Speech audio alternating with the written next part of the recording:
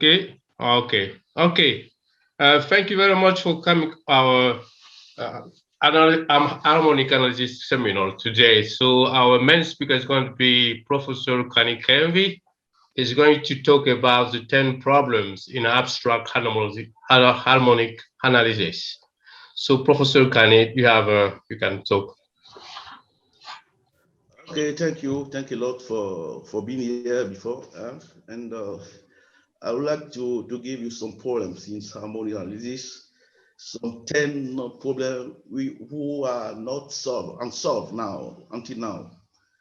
And if you have some, can get some solution about them, you can propose it for me. And also, this kind of problem will be available for you. If you want to give them to one of your PhD students, it'll be better, it'll be good. So this kind of, it just for the 10 problem, it just one which is already solved. I just solved it just a few months ago. So I put it again. Maybe I can get some solution, another solution than mine. Okay. Okay. The first problem in this topic, it will be let me what happened here. Okay. All right. It is the first problem. I will try to develop.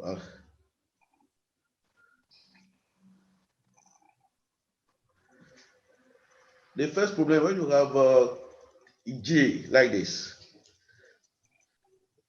let me put it now.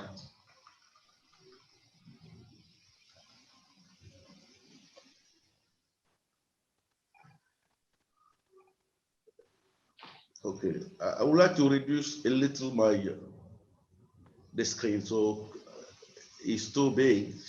Let me reduce it a little before starting. I don't know how to reduce it. Maybe here.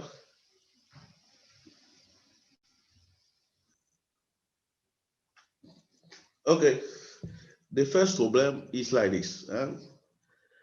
I suppose that you have a group, which is a locally compact group, and you have in this kind of algebra, a convolution algebra, which contains the bivalent function of by k of k, where k is just a compact subgroup of G. And you know that only that if this kind of algebra, convolution algebra, is commutative, you say that the pair is a Gelfand pair. But if this kind of Lie algebra, which is not commutative, you try to put on it a structure, at least a Lie algebra structure on it, using the convolution map on this kind of algebra, and we define that when this kind of algebra is nilpotent by the bracket given from the convolution law in this kind of algebra. Then if this kind of K of J as the is a Lie algebra is nilpotent, we say that K of J, Kj is a quasi-Gelfand pair. So it's one of the problem we have when Professor Toure Ibrahim for his thesis, you work on this. So arguing that it's not taking this algebra which is not commutative. You can put some Lie algebra structure on it, and you should suppose that this kind of nilpotent. How can I do? And he worked on it, but the problem we had is how can we have a group which is not trivial group such that this algebra is nilpotent but not commutative? It's not easy. So we have a big problem to have some example, not trivial example of group such that this kind of algebra is nilpotent, where the step is not necessarily equal to 1. Though in the first problem, I will try to present you here for this topic. I repeat it again. Can you give a group which is not abelian, which is not trivial group, such that this kind of nilpotent algebra is not commutative but just nilpotent. How can I get this kind of group? Is the first problem. It's not easy. If you have the solution, okay, you can provide it for me. The second problem is like this. I have an AN here, which is a sequence, increasing sequence of compact group. For each N, AN is compact. But when we compute the inductive limit of this kind of sequence, that the inductive limit is not necessarily compact. The problem now is like this. How can I compute in which order this kind of group, which is the limit, inductive limit, loses the character of compacity? You have a group like this. I will give you some. I'll write this over here. Let me see. Okay. You have A here, which is a like A0, which is a group. I put it like this: A1, and I have A2, and so on. You put it. But at the end, you have some group like this, which will be the inductive limit of AN. If AN is compact, if this one is compact, the limit here, which is inductive limit, is not necessarily compact. Here, it is not necessarily compact. It's not the problem. The problem now, how can I compute at which order this kind of group loses the character of compacity of yours? You can get it in the second problem I would like to pose you. In which order this kind of sequence, which kind of increasing sequence loses its character, this compacity character. If we can put this order, is very big for me. It's the second problem I want to give you. The third problem is like this. This problem is also, if you compute also for, let me, I'll change the color, yeah. Instead of taking AN, which is a group, I can suppose that EN, which is also a vector space. For each N, this one is a vector space. If you suppose that the dimension of this one is finite, but the limit, the inductive limit of this kind of space, sequence space, will be this kind of space above that, the dimension will be not necessarily infinite. The dimension of E data will be infinite. So first of all, E0 is finite dimensional, E2 is finite dimensional, E3 is finite dimensional. How can I compute in which order this space, this finite dimensional space, loses also the character of finite dimensional character? It will be the third problem I will try to show you. I will try to present you. The fourth theorem. Let's go to the. Let me go to the BML. Okay. It's the second problem. Let's go to the third problem now.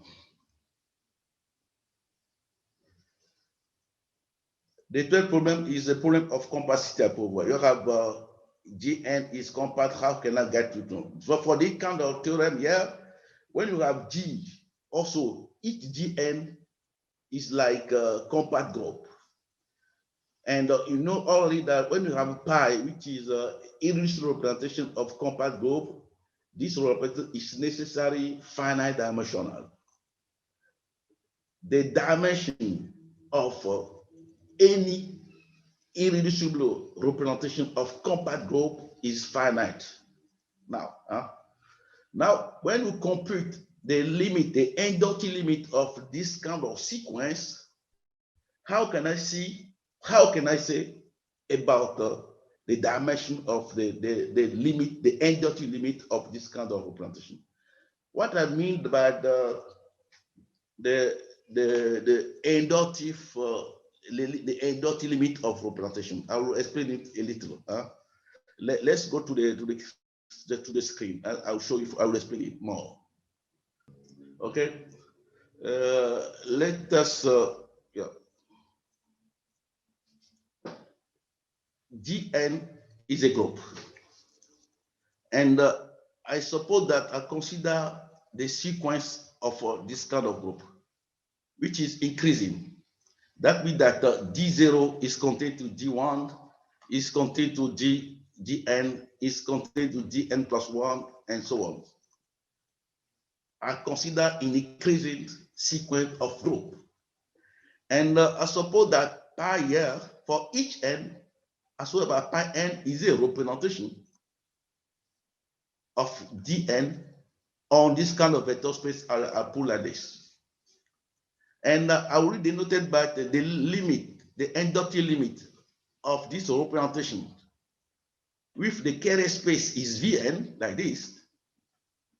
As I set this the inductive limit that I put back it's like this, pi and V like this. Here V tilde is simply to compute. V tilde is exactly the inductive limit of Vn. Supposing that each Vn is also increasing sequence of vector space or inverse space and so on. Now, what about the limit, the inductive limit of representation? I'll give you a definition.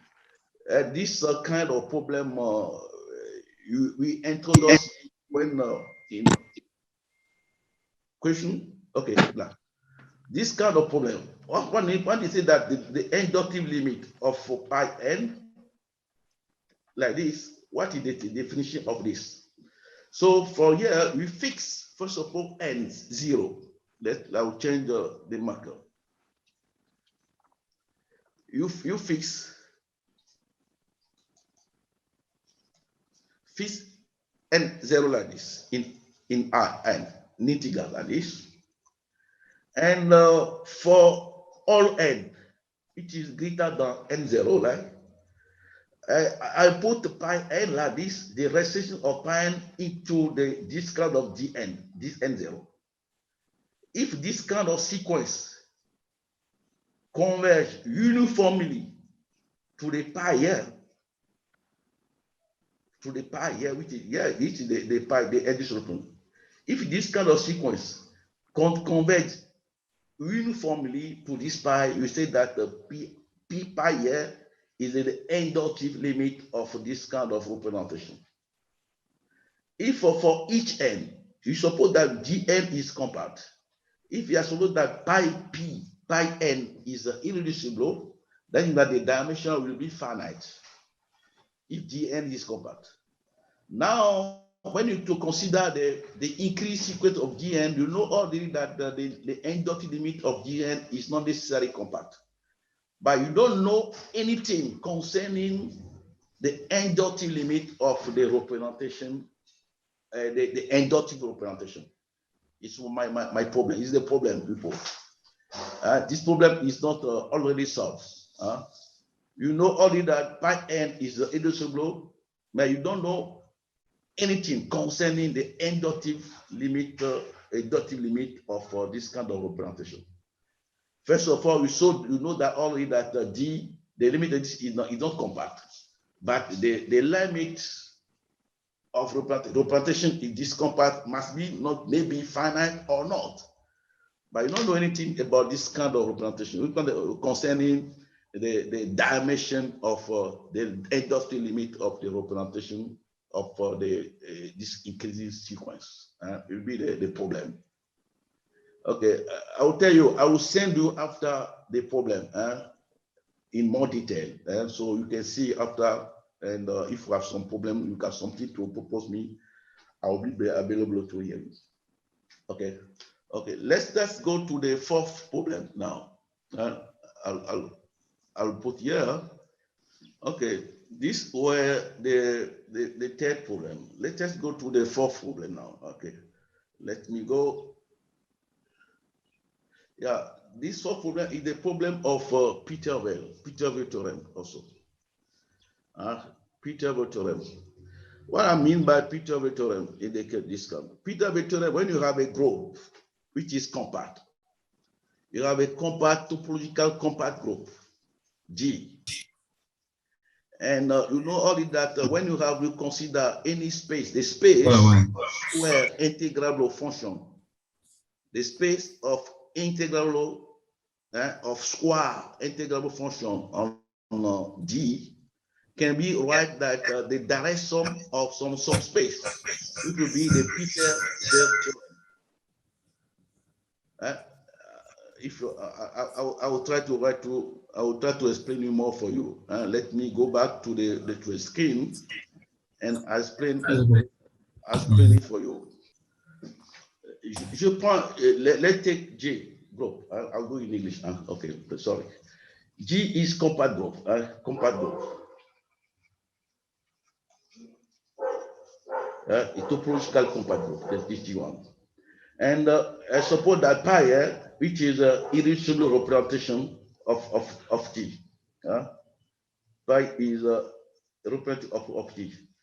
And when you consider the space of a square integrable function of J, you can prove that this space must be equal to the direct sum of some spaces like this when F delta is the dual of your group. The group is compact. The dual of the group is the class of any representation which is finite dimensional. Yeah, it's like this. When I pick pi here, an element of this class, that means that M pi will be generated by this kind of map, Ig of x, such that pi Ig of any s must be equal to pi x Eg Ei, what is called the coefficient of representation. This kind of space, if generated, is fine by the coefficient of representation of your representation. So when you take any representation in L2, you can put that this kind of operation might be right like this kind of space using the coefficient of this kind the representation, which is a representation of any class, illustrative class of your group. This problem is called this theorem is called the Peter-Weyl theorem. You can easily prove it. It's very simple using the Weyl operator, which is defined like this. We can very prove that this Weyl operator.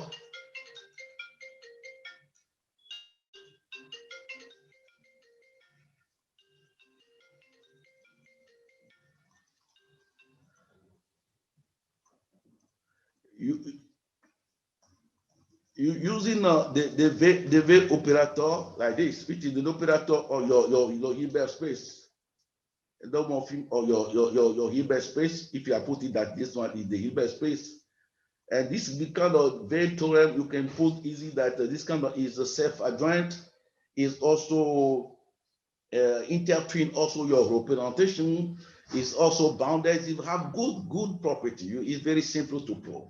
And you this kind of Weyl operator, you can prove that this kind of decomposition, which is very easy for you, which is called the Peter-Weyl theorem. Donc, this problem is for the group which is compact.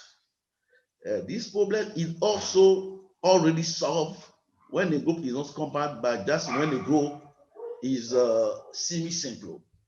By this kind of the group is semi-simple, where here the square integrable function like this is that the direct integral of this of your V, what is C of V is that's the Harry-Chandra coefficient like this, when you define some measure on this kind of space, where F here is just the dual of the Lie algebra. AP here is just the Lie algebra of AP, which is just a component of the decomposition of any group. It was about the decomposition of any group, a component of A Et puis, is that the Lie algebra, this one is the Lie algebra of this kind of group, which I put here. When you consider the dual, I'm changing the marker to explain it more for you.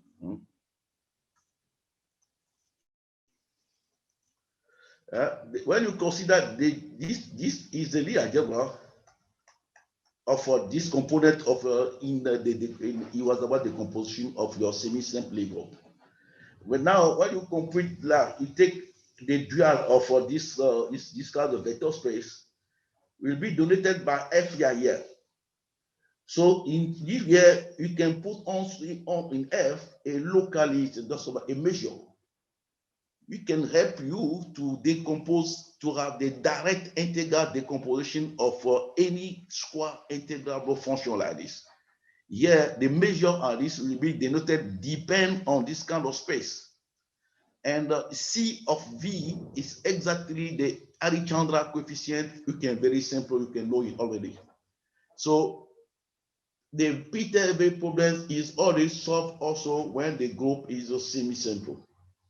Now, my problem now, what about when the group is solvable? Now, this problem is not already solved.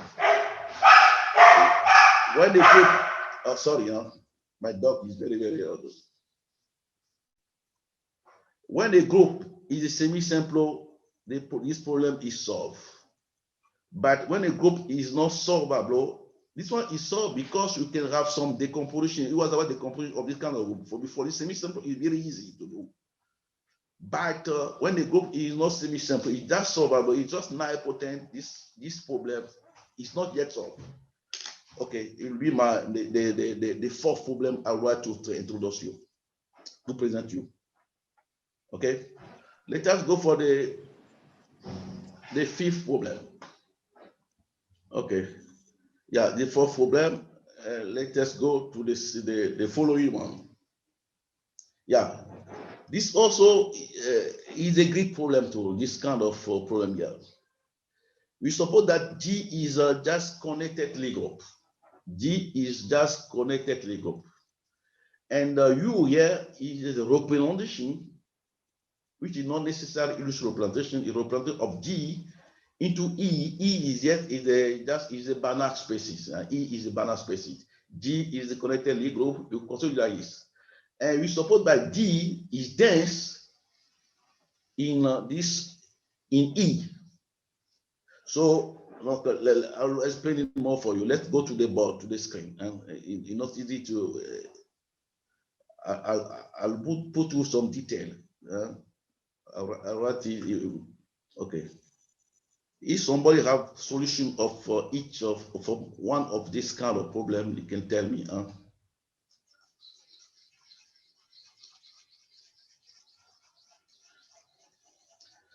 If you have a lot of money, I will give you a prize. I will give you $1 million for one who can give solution of this kind of problem.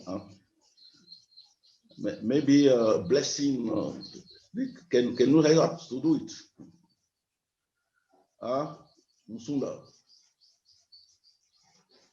Okay, let's go now. For this problem is what? We suppose that E here is a Banach space. Is a Banach space. And I put D a dense subspace of E. Yeah. And I put also the U of D like this is a representation of D where the carrier space is exactly D. Yeah. So UD is a representation of your connected Lie group when the carrier space is D. That's so. The problem now, Nelson is a Greek mathematician.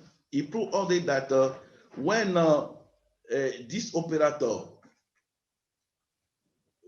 let us clean here.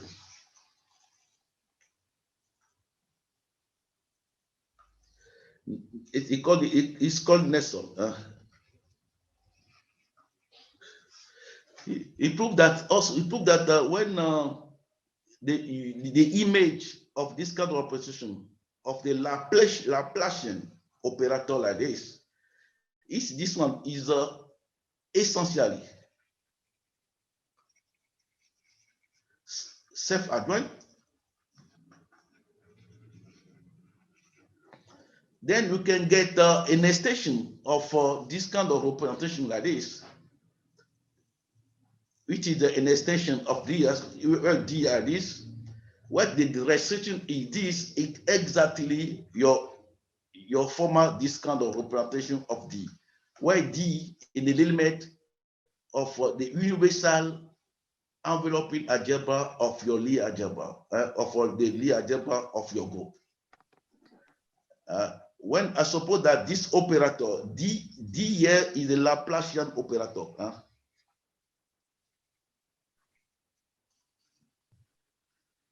Is that it's like this? Is the same, the direct sum of SI like this? When SI is the basis of your Lie algebra for L to N, we call it the Laplacian operator. When the image of this Laplacian operator by your representation is essentially self-adjoint. Essentially self-adjoint, that means that the closure is self-adjoint. The closure of this kind of operator is self-adjoint. You say that this kind of operator is essentially self-adjoint. Nelson proved that if this kind of operator is essentially self-adjoint, that means that this kind of operator can get an extension of this kind of operator into the space of differential vector defined from E. Here, U infinity is exactly the restriction of U to your E infinity, which here is the space of differential vector. Let us outline here. Yeah, here is the space of differential vectors. So Nelson proved that if that kind of operator is with a closure of this operator if self-adjoint, we can prove that you can have some extension of if this kind of operator into directly where D is an element of the universal algebra, universal envelope algebra of your Lie algebra.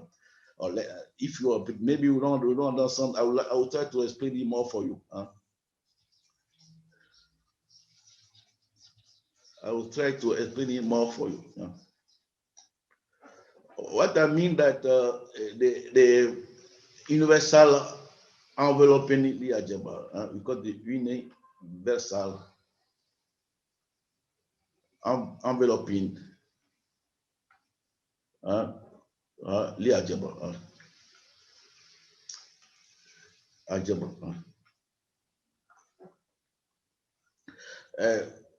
Roughly speaking, this kind of Lie algebra contains the differential operator, which is invariant by the left or by the right.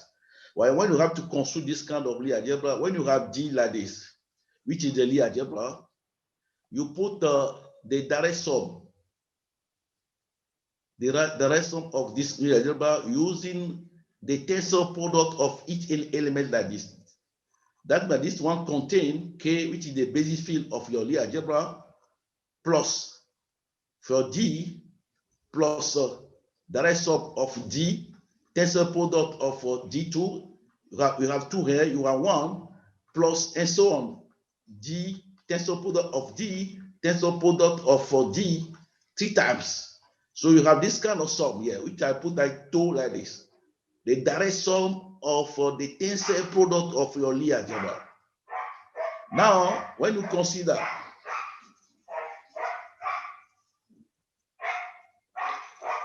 from here, you can construct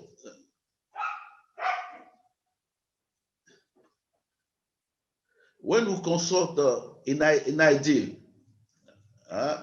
two-sided ideal like this, generated by the element of this form, S tensor of Y minus Y tensor product of this one minus by the bracket of S. You have a similarity that the two-side adjoint. When you put the coefficient space by this kind of two-side idea, you have the space which we call the universal enveloping algebra of your algebra. This kind of algebra is good because, first of all, this kind of contain unit element, and any representation of this kind of algebra is equivalent. That's how you have not equivalent, but there exists a correspondence, one-to-one correspondence between the representation of your algebra into the representation of the universal algebra. It's good algebra. That means that also you can say also simply, roughly speaking, you can say that this kind of algebra contains also the differential operator, which is invariant by the left, very invariant by the left, or invariant at the right. So Nelson proved that when the operator,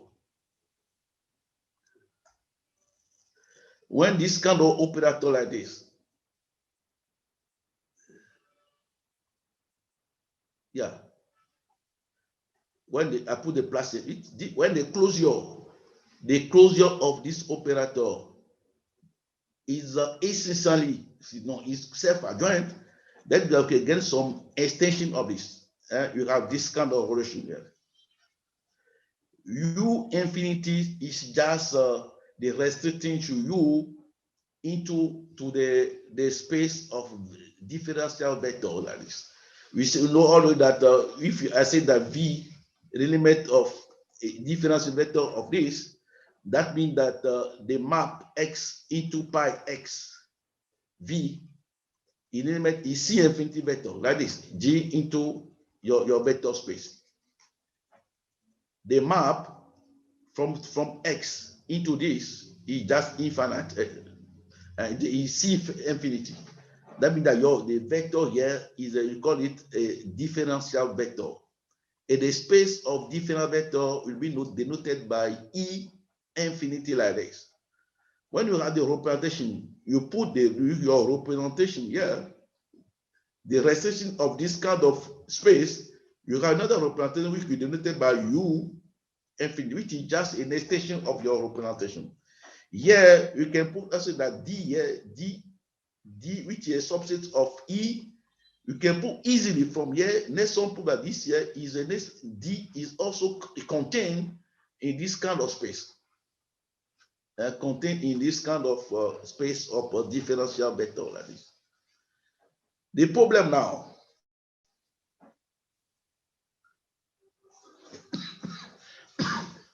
what is the problem?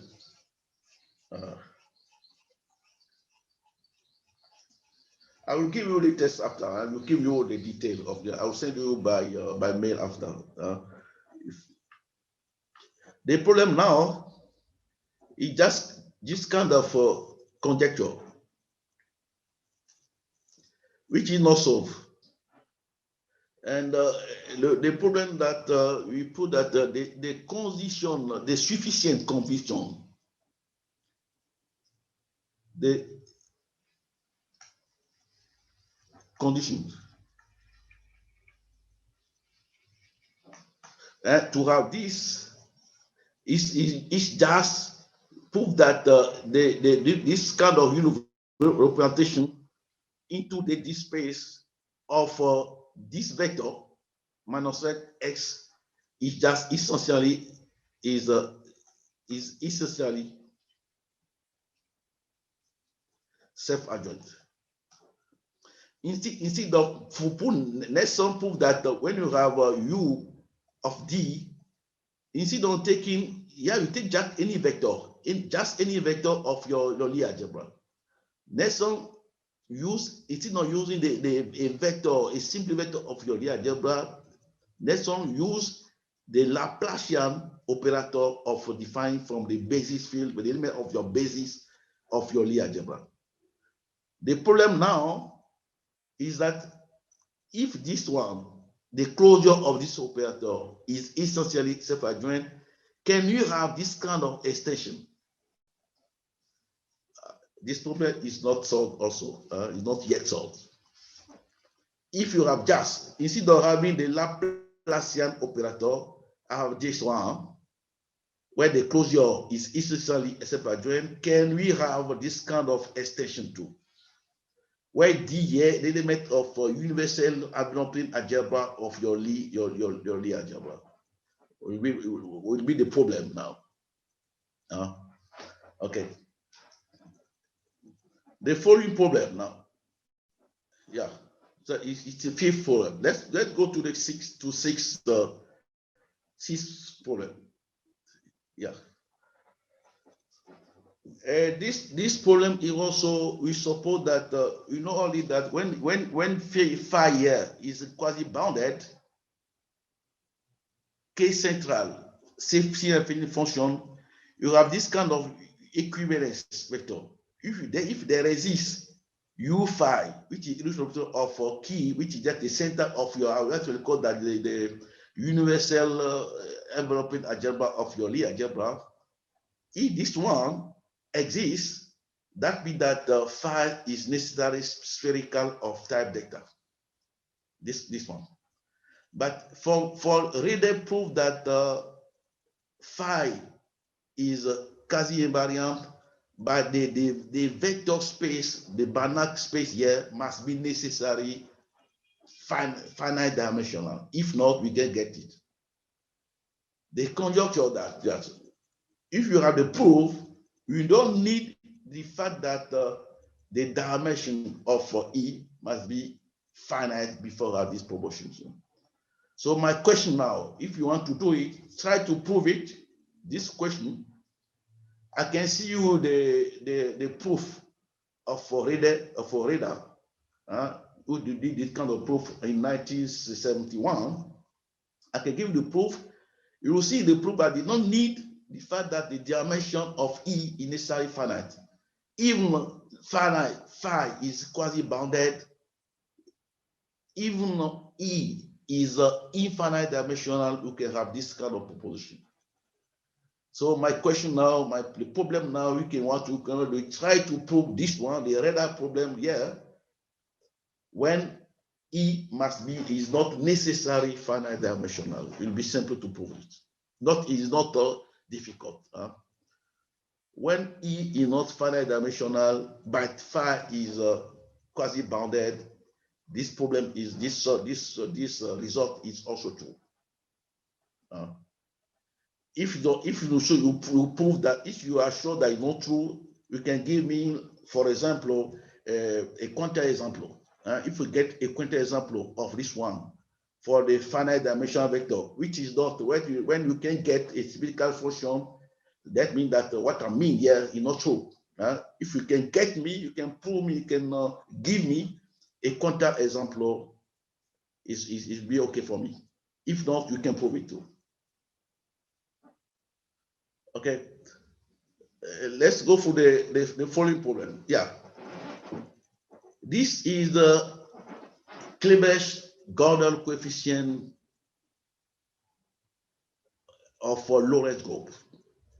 How can I get the Klebesch-Gordon coefficient for the Lorentz group? It's not long. I will explain it for you to this what I mean there by Klebesch-Gordon theorem of this.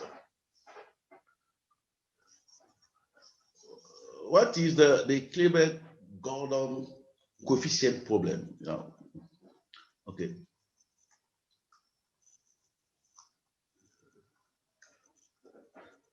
You have a group. G is a group. And I give you two irreducible representations, pi 1, pi 2, two irreducible representation of T. Pi 1 is irreducible, pi 2 is also irreducible. By when I compute the tensor product of pi 1 or pi 2 is not necessarily irreducible. That means that you can get some coefficient like this, such that the direct sum, this product will be the direct sum of some coefficient 1, 2, which depend on 1 and 2 here, and some this kind of parameters k here for pk, where k from 1 to n. Because this is not irreducible, then we can get this kind of representation have a sub-representation, which is contained k time in this kind of representation. That means that k here is that the multiplicity of C pi k in the product 1, the tensor product pi 1, pi 2, this one. How can I compute this kind of coefficient? This kind of coefficient is what we call the Klebesch-Gordon problem, coefficient problem. It's not easy to do it. When you have a representation, two representation which is reducible, you can do it for some group, from physical groups. You can do it, but for example, for the Lorentz group, you can't compute. Now, this problem is unsolved now. It is a great open problem concerning the tensor product of two representations. How can I get the coefficient here, C12K, such that any ik is contained, this say K12 times in your product of tensor product or two representation? How can I compute this one? This have many applications also in the physics, mathematics also. One of my students in Ghana work on it, and you have so many applications. When the group is special linear group, he got this kind of coefficient depending on the spin of the particle and so on. But this problem is not solved when the group, for example, for the Lorentz group, this kind of coefficient, you can get it. You don't know how to get this kind of coefficient. You get it. And also the second problem concerning the Kleber-Gordon problem, how can we cannot use the continuous version of this kind of problem also, continuous version of Kleber-Gordon coefficient. Gordon coefficient theorem, coefficient problem. How cannot get it? Either for the continuous one, is you can get some coefficient which is just similar of this kind of coefficient, we don't know. Yeah. So we have two operators which we can get this kind of. Okay, let's go for the following problem now. Okay. The following problem now, it's the problem number 8. Yeah, what is just the problem I tell you just now, the continuous version of Kleber-Gordon. No, is okay. Let's go to the problem now. Yeah, this problem, one of my students, you know it already, Credi work on this kind of problem. When you have a Hilbert space, we can construct some kernel depending of this kind of Hilbert space, what we call the reproducing kernel of Hilbert space. Reproducing because when from the kernel you can construct your Hilbert space. From the Hilbert space, you can construct some kernel depending of this Hilbert space. And from just a kernel, any kernel, you can construct the Hilbert space. We call the reproducing kernel Hilbert space. Your kernel can reproduce also your Hilbert space. This one. So the topic is the subject of his thesis is that instead of using the Hilbert space, you use the Cartan subalgebra. Cartan subalgebra is some subalgebra of Lie algebra, especially of semi-simple Lie algebra, which is contains some element maximal element which is such that for any h is not semi-simple, diagonalizable. Is a good subalgebra of semi-simple Lie algebra, which is called the Cartan subalgebra. And the topic the subject of his thesis is how we can reconstruct the reproduction kernel from this kind of Cartan algebra. So he do it, and also he construct also from any kernel. He construct also the Cartan subalgebra, but in the case when the Lie algebra is finite dimensional.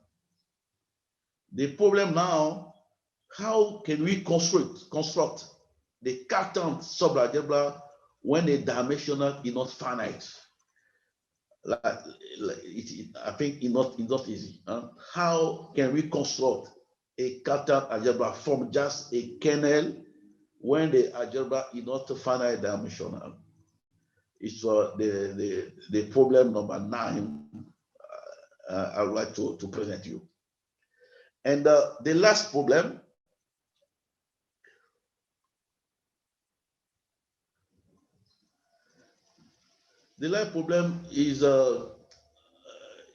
already solved by some of you who work on it. I discussed already with some of you concern this question. Concern the polarization at differentiable representation. This kind of problem is introduced already by Taki, who is present here, and also Gael, who worked on this kind of problem. The problem is what? When you have a group which is abelian, you know already that any irreducible unitary representation of abelian group is one-dimensional. Is a result which is already well known already. Now we will try to suppose just a group which is not abelian. I take a Lie group which is not abelian. The group is not abelian, but the Lie algebra of the group is the polarization at the differential of this kind of representation we put on this. Pi is the representation of your group. D pi is the representation of your Lie algebra. Such that this Lie algebra is a polarization of this kind of representation. Yeah, it's just the condition. If you have this condition, you can prove also that the dimension of this representation is equal to 1. Let me see you something. Just 2 minutes, I'll finish my presentation. Let me. The two have already the solution of this. The problem is there. J is abelian. And pi is a representation of J into H. Pi is irreducible. Then the degree of pi is necessarily equal to 1. Is the result which is very well known already. The problem now, D is not abelian.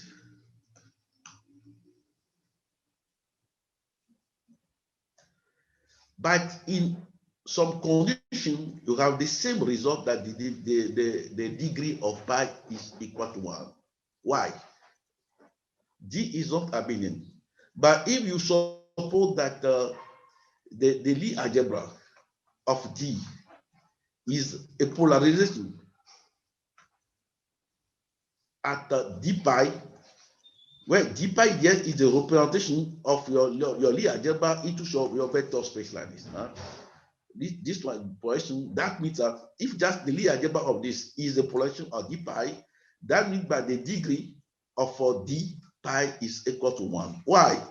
Because from here, in the polarization, that means that you have d pi of the bracket of y must be equal to 0. That means that d pi and d pi s and d pi y commute is a d pi y, d pi x.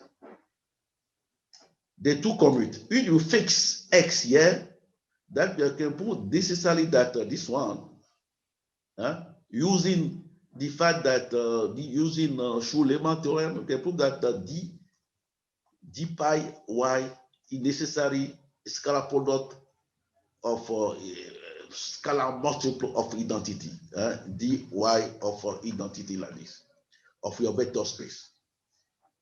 And from here, you can prove that also that the degree of this d pi must be equal to 1. Using the Schuh-Lehmann, this one, you prove this that the degree of the differential representation of this is equal to 1, which is exactly also, you know that the dimension of the differential representation is equal to the dimension of your representation.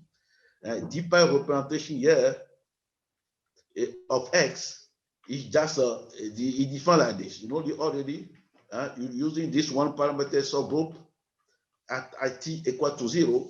You have this kind of representation, which is that if pi is the representation of G into V, d pi, which is the differential representation of B, is the representation of the Lie algebra into some vector space, which is defined dimensional, is very simple. Yeah, which is equal also to d pi. So your group is not abelian by just the Lie algebra of the representation, the group is just a polarization at the differential representation of your principle. Then you have also the conclusion that the degree is also equal to 1. Okay, I'll stop here for. I know that you are tired also, so 1 hour talking is very much. I can stop here. If you have some question, I will try to answer you. Okay, thanks. Okay, thank you very much for this interesting talk. Anyone have any question? Question or remark? I don't know what you want. De toute façon, vous pouvez le faire en français aussi. Hein? Vous pouvez parler français. Yes, I need more explanation about the problem tree. More explanation in French. What? I need more explanation in French about the problem 10 and problem tree. 10. Yes, problem 10. In French explanation. In French? Yes, in French. Okay. Let's meet. Okay, that's good.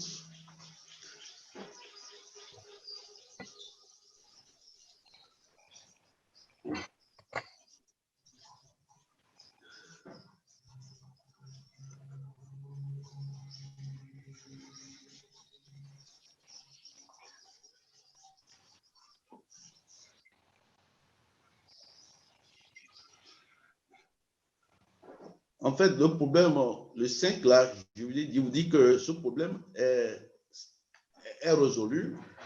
Moi, je l'ai déjà résolu.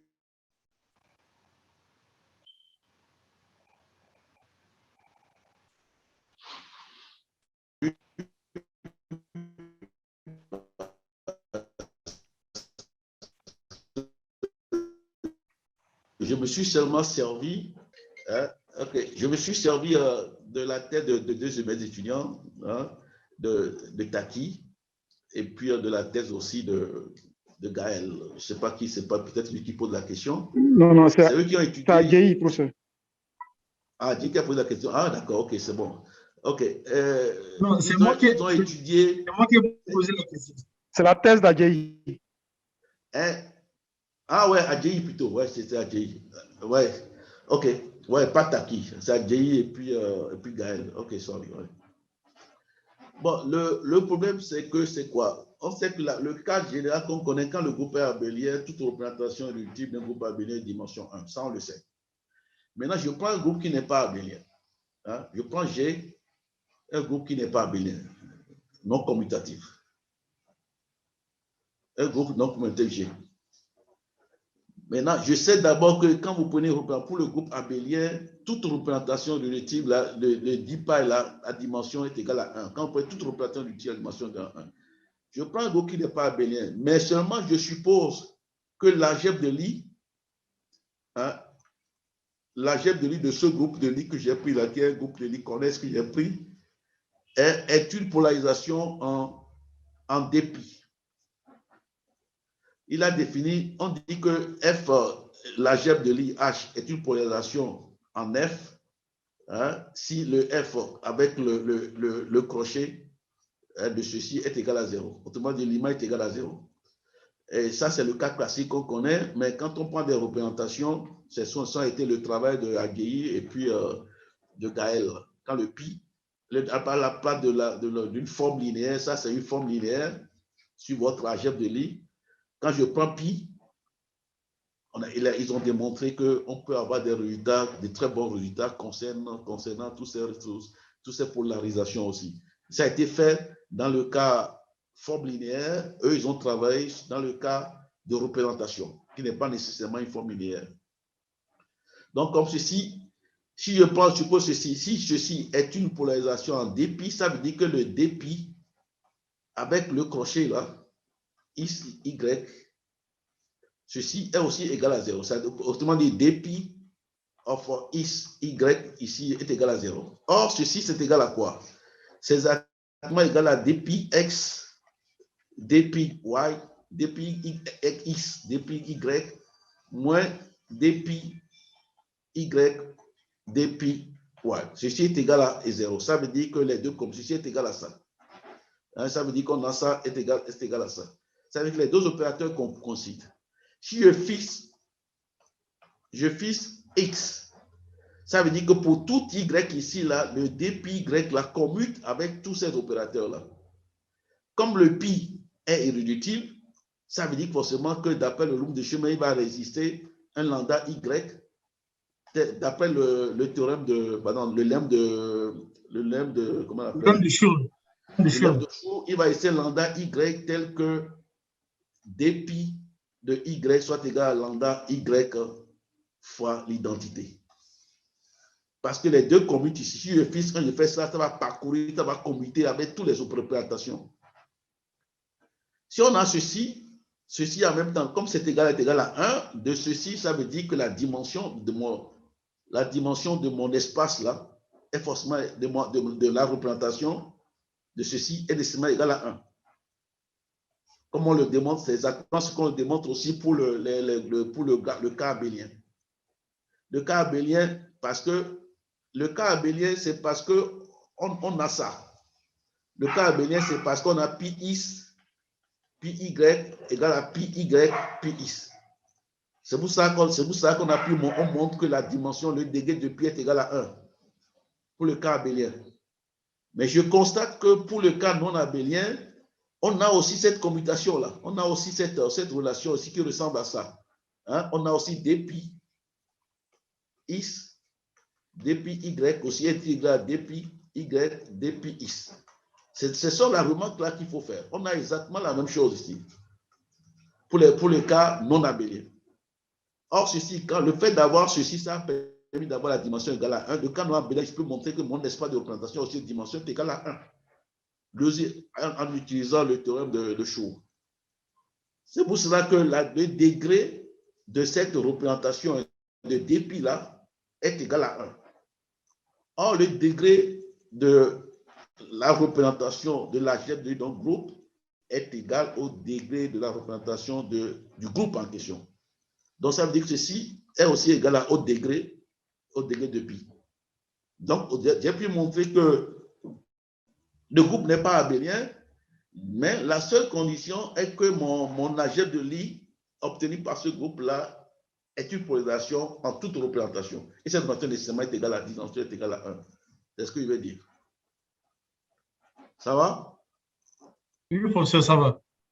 Tu peux me contacter encore après si tu n'as pas compris. Hein. D'accord, professeur. D'accord. OK. Okay. More questions? Également, le problème 3, hein, si ça peut nécessiter quelques explications, ce serait une bonne chose. Pardon? Le problème 3 également. 3. Oui, 3. Et c'est quoi, ça dit quoi? Bon, je ne veux pas revenir encore aller chercher. Ça parle de quoi? Tu peux le dire? Ou bien tu veux que j'aille chercher quoi? Hein? Bon, je vais aller chercher ce que tu appelles. Parce que moi, je n'ai pas le numéro en tête. Oh, le point 3 parle de la limite inductive des représentations de la limite inductive des GN. Allô? Attends, je vais revoir ça. Je vais revoir ce que tu as dit. Le UR égale pour 23 là. Merci, monsieur. Allô? Ouais. Non, c'est pas compliqué. Hein. Je vais regarder ça rapidement et puis on va. D'accord. Problème 3. Problème 3. C'est sur les degrés de. Voilà. About the Ouais, degree c'est ça. of P. OK. Ouais, OK. Bon, c'est ça, non? Tu parles de ça? C'est de ce problème-là ou bien tu as confondu le numéro? C'est ce problème-là. C'est ce problème. Ouais, bon, je t'explique, hein, je n'ai même pas besoin de ce. Vous voyez, je prends un groupe ici. Le groupe est compact. Quand le groupe est compact, tu sais que toute représentation héritée d'un groupe compact est de dimension finies. Allô, professeur? Oui, Toute professeur. représentation unitaire irréductible d'un groupe compact, la dimension est finie. Hein? D'accord. Maintenant, qu'est-ce que je fais ici? Je prends, pour tout n, je définis un groupe. Bon, je vais écrire alors, si tu veux. Je vais écrire pour que tu vois bien, hein, s'il te plaît. Hein. Bon, je suppose maintenant, pour tout n,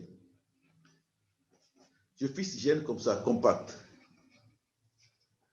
Je sais que toute représentation irréductible de Gn dans H là, hein, si le pi il est dedans, le pi n est dedans, nécessairement la dimension de pi n là est finie. Hein, la dimension, le degré est fini quand le groupe est compact.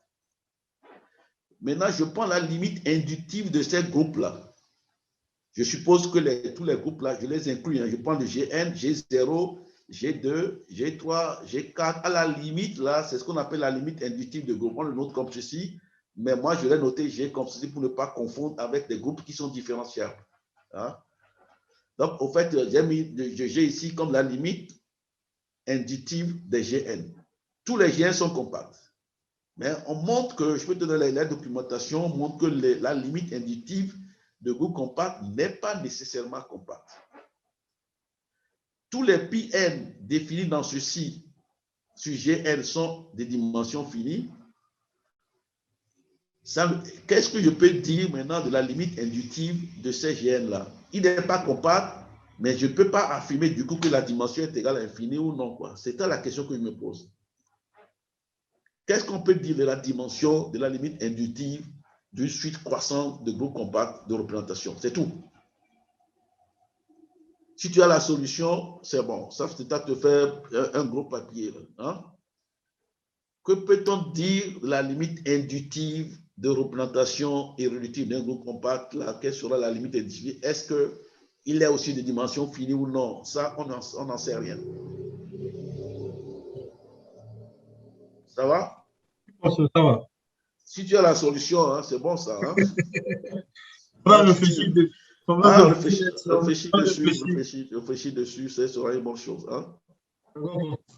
Bon, ok. Il y a d'autres questions? Oui, bonsoir, monsieur. Ouais. Vous. Qui? Allô? Ouais. Brou. Ouais, ah, Brou, ok, ouais, vas-y. Ouais. Professeur, je n'ai pas bien suivi comment vous avez défini la limite inductive des représentations. Là. Ok, je vais répondre ça. Voilà, sur cette partie-là, ma connexion était coupée. Là. Je ne savais pas que tu étais là. Donc, je suis là, professeur, je n'ai pas une bonne connexion aujourd'hui. Donc, Ok, d'accord. Ouais, attends, je vais passer ça là. D'accord, professeur. Si vous comprenez cette limite inductive de représentation, vous allez faire beaucoup de choses, beaucoup de résultats. Parce que en fait, je n'ai pas bien suivi. Voilà. Si elle est faite sur un groupe, oui. Vous prenez les mêmes groupes. Si le résultat existe déjà sur un groupe, oui. Vous prenez le même groupe, vous prenez une suite croissante de chaque groupe, le résultat est vrai sur chaque GN. C'est ça. Qu'est-ce qu'on a le même résultat quand on sera la limite inductive? C'est tout, quoi. Hein? C'est ça, oui. Bon, si tu comprends bien ça, vous pouvez faire beaucoup de choses avec. Bon, je vais revenir Voilà la définition de la limite inductive de représentation. Ouais, c'est ça. Je reprends. Ok. Les GN là sont croissants. Hein? Oui. Et pour la notation classique, alors limite inductive de GN. C'est ça. Les GN sont des groupes de lits. Hein? Ouais, ça peut être des groupes topologiques, pas forcément de lits. Groupes topologiques, d'accord. Voilà, ok, hein? Ça peut être des groupes topologiques. Je D'accord. rappelle que ça a été la thèse de votre camarade de Yao. Yao Lucien, c'était le sujet de sa thèse. Hein? Il a travaillé sur les limites inductives. Lui, au lieu de prendre les limites de représentation, il a travaillé sur les limites inductives de représentation induite. Hein? Ah oui. C'est son travail, c'est ça que je fais. Mais la question que je pose, on ne sait pas poser la question là, c'est tout. Hein? C'était sa thèse qu'il a faite depuis 2007 ou bien 8, 9 là. Bon, voilà, c'est ça quoi. Comment on définit ça? D'accord. Hein? Je prends Pn. Pn est une représentation de Gn sur Vn. D'accord? Les groupes sont comme ça. Bon, ça, c'est pourtant N0, ça. Et puis, ça monte. Hein? Si je veux montrer comment définir la représentation pi, que j'appelle ptida, de représentation de la limite inductive de G, hein, de G infini. C'est ça la question. Qu'est-ce qu'on fait? On fixe, tu fixes N0, fixé. Tu fixes un certain ordre, quoi. Je fixe un certain ordre. Oui. Et je prends les N maintenant, tous les N qui sont supérieurs à N0. D'accord? Donc, ça veut dire que mon groupe que je prends, il est au-dessus. Il contient les N0. Ils sont au-dessus là. Hein? Oui, tous les GN. C'est une suite croissante. Hein? Ça veut dire que GN contient GN0, quoi. Hein? Ça croît. Oui, c'est ça. Hein? D'accord, professeur. D'accord, c'est ça. Donc, je prends si le Pn là, c'est une représentation de Gn. Hein? Le Pn, c'est une représentation de Gn. Tu comprends? Maintenant, si je prends la restriction à Gn0 qui est fixée, c'est encore une représentation. Je prends une représentation de G. Maintenant, je reste ça sur moi, je prends les G0, mais le N va varier au-dessus de Gn toujours. C'est ça. Tu comprends? Maintenant, la convergence, la limite uniforme de ceci, la limite uniforme de ces genres de représentation, c'est ce qu'on appelle la représentation induite, la limite inductive de cette année, la limite uniforme. Uniforme de ces genres de suite-là. Pour tout N0 fixé au-dessus. Tu tombes sur cette représentation. Je restreins tous les Pn à Gn0. À Gn0. Ouais, on reste à N0. N0 est fixé. Il est fixé. Donc, je peux le faire varier aussi. Donc, je construis tout. Hein? Quand je le fixe, là, je peux prendre tous les N dessus. Là, la convergence me tombe sur ceci. Hein? D'accord. Tu comprends?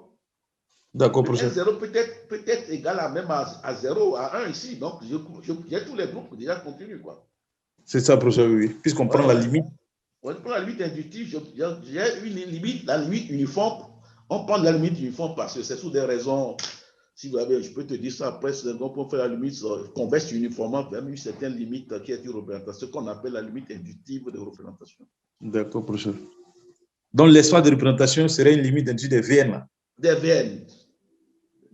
La façon dont les Gn sont croissantes ici, les Vn aussi, les espaces aussi croient aussi. Ah, d'accord. Là, le problème ne se pose pas, puisque seulement on prend la réunion, on prend la limite inductive. Là, c'est au niveau de la représentation, on ne prend pas de représentation. On ne peut pas faire représentation de réunion de représentation, mais il faut le construire. D'accord, professeur. Ouais. Ok. Ok, on peut toujours en parler après. Hein? D'accord, professeur. C'est-à-dire que si tu as un problème particulier, sur un théorème particulier qui est vrai sur un groupe, prends une suite de groupes là. Prends une suite de ces groupes-là pour voir ce qui se passe au niveau de la limite. Tu as un papier. Inductif, c'est ça. Hein, c'est ça, je vois, professeur. Ouais. C'est ça, professeur. La représentation, c'est le faire. D'autres choses aussi, on peut le faire. Il y a même les notions. Je peux t'envoyer les notions là au niveau des mesures. Hein, quand tu as eu certaines mesures sur chaque IGN, quelle sera la mesure Oui. sur la limite inductive des GN? Ça perd certaines qualités aussi. Hein? Ça perd certaines qualités. La mesure n'a pas les mêmes qualités. Je peux te donner des documents aussi pour ça aussi. Hein? D'accord, professeur. OK. Ok. Merci, professeur. Question?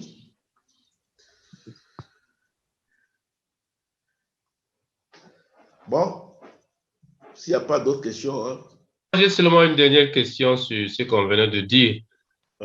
Quand vous considérez les groupes GN comme ces croissants, comment est la dimension de ces représentations-là? Ça croît aussi ou bien c'est fixé? Ou bien ça n'a pas de dimension pour chaque représentation? Pour un N0 fixé? Ça croît. Là, tu ne peux rien dire. C'est pour ça que si ça croît, le problème que je pose n'aura pas de sens. Si ça croît, la limite à gérer infinie, quoi. Ouais. Hein? Tout de suite croissant, non borné, tend vers l'infini. Donc, si on ne sait pas si ça croît ou pas, on n'en sait rien. La question que je pose, quelle sera la limite? Quel sera le degré de ces représentations qui est limite inductive? Parce qu'on ne sait rien au niveau de la dimension de ces représentations-là. C'est ça la question. Ah, ok. Si ça croît, ça va tendre vers l'infini, parce que les gènes croient, le résultat va croître aussi, mais ce sera infini. Donc, je ne pose pas de problème, il n'y aura plus de problème. Ouais. Et l'autre question, c'était, est-ce qu'on peut dire que ces représentations peuvent représenter comme des compressions? Compression pour chaque. Est-ce qu'on peut considérer ces représentations comme des compressions des autres? On peut compresser une représentation pour retrouver l'autre qui est en bas. Tu parles de représentation réduite, quoi. Ouais. Oui, ça existe toujours. Il y a une notion de représentation induite et une notion de représentation réduite. La représentation induite, on parle d'un seul groupe, d'un sous-groupe, on étend la représentation du groupe qui est grand. Ouais. Et est-ce qu'on appelle représentation réduite? On parle de représentation du groupe grand, on essaie de construire une représentation sur l'un de ces sous-groupes-là. Donc, toutes ces notions-là existent déjà. Ah, ok. Reduced representation and induced representation. Tu tapes sur Internet, tu verras beaucoup de documents dessus. Hein? Ok. Il y a d'autres questions?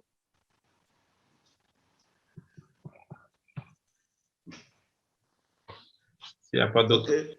Bon, chers amis, voilà.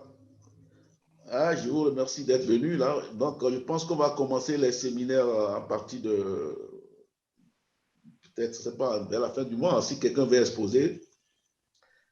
Hein, soit on le fait par Zoom, hein, ou bien par Zoom, c'est encore mieux parce que les Zooms là, au niveau des Zooms là, on n'a pas de problème avec l'écran, tout se passe bien, mais le team là, il y a toujours des problèmes d'écran, je pense que. Hein, bon, bref, si vous n'avez pas compris quelque chose là, appelez-moi. Je vais vous envoyer le test, je vais essayer de redire ça un peu clairement et je vais vous envoyer ça d'ici la fin de semaine, quoi. Vous allez regarder. Hein, et vous réfléchissez dessus. Hein? D'accord, professeur. OK. C'est compris, professeur. Docteur Moussouda. Ouais, donc merci beaucoup. On va programme quand il y a encore un séminaire, on va lancer encore. Donc, on se retrouve la prochaine fois.